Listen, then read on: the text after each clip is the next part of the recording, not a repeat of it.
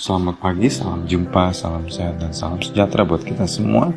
Kita bersyukur dan berterima kasih pada hari ini kita merasakan kebaikan Tuhan. Semoga kita tetap senantiasa baik dan terus melihat bagaimana Tuhan bekerja dalam hidup kita. Saudara yang terkasih, kita hendak membaca dan merenungkan sabda Tuhan. Mari kita berdoa memohon pimpinan roh Tuhan. Ya Tuhan yang maha baik, izinkan kami untuk membaca dan merenungkan sabda-Mu. Semoga hikmat-Mu menguasai hati dan pikiran kami agar kami mengerti. Dalam nama Yesus kami berdoa. Amin.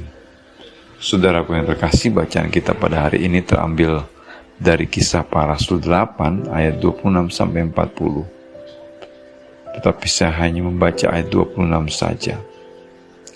Kemudian berkatalah seorang malaikat Tuhan kepada Filipus, katanya, bangunlah dan berangkatlah ke sebelah selatan, menurut jalan yang turun dari Yerusalem ke Gaza.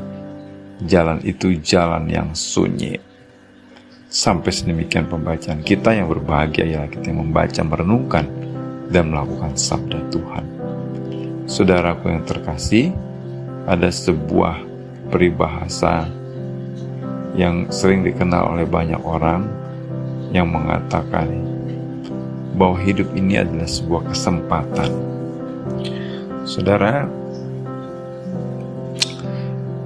dalam kehidupan ini seringkali kita melakukan segala apapun yang kita alami dari sudut pandang kita. Kita memikirkan apa yang terjadi, yang ada di sekitar kita. Kita melihat apa sih untungnya buat saya? Apa yang bisa menjadi keuntungan buat saya dari peristiwa ini. Saudara, sepanjang kita memikirkan hal tersebut dan melakukan hal tersebut, saya pikir dalam desain besar Tuhan terhadap umat manusia itu tidak lagi tepat pada sasarannya. Saudara, dalam hidup ini seringkali kita diperhadapkan pada sebuah peristiwa yang hendak melakukan apa yang Tuhan kehendaki atau melakukan apa yang menjadi pertimbangan kita dari sudut pandang untung dan ruginya. Saudara, dalam bacaan kita melihat bagaimana Filipus ia dijumpai oleh Tuhan, malaikat Tuhan. Bangunlah dan berangkatlah ke sebelah selatan menurut jalan yang turun dari Yerusalem ke Gaza. Saudara, inilah yang diperintahkan oleh malaikat Tuhan kepada Filipus, dan Filipus benar-benar melakukan itu semua sampai pada bacaan kita pada ayat 40.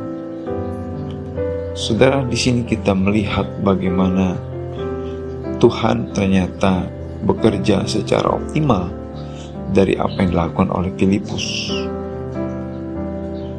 Saudara, kita juga seringkali diperhadapkan pada sebuah peristiwa-peristiwa yang hendak membutuhkan sebuah keputusan hati, keputusan ego. Tetapi mari kita melihat bagaimana Tuhan dan Roh-Nya bekerja dalam setiap kesempatan yang kita alami. Kita tetap melakukan apa yang Tuhan inginkan. Kita belajar bahwa hidup kita bukan untuk kita semata. Dan Filipus melakukan tugasnya dengan baik, yang pada akhirnya membuat seorang Ethiopia, seorang sida-sida percaya dan mau dibaptis. Saudara, hal ini menunjukkan bagaimana murid Tuhan Yesus ditunjuk dan diperintahkan dan diperlengkapi oleh kuasa Tuhan. Kita juga ditunjuk, diperlengkapi oleh kuasa Tuhan ketika kita berjumpa dengan orang di luar, di tempat kita kerja. Bagaimana kita tetap melakukan apa yang Tuhan inginkan, bukan apa yang menjadi keegoisan kita. bukan kita memilih untung dan ruginya buat saya. Selamat berproses saudara dalam hidup ini. Kita belajar dari Filipus murid Tuhan, agar kita juga boleh melakukan apa yang terbaik dalam kehidupan ini.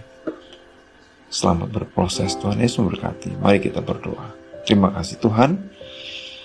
Semoga hidup kami dapat sungguh-sungguh melakukan apa yang Engkau perintahkan melalui Roh-Mu yang kudus dalam setiap kesempatan dan perjumpaan kepada siapapun.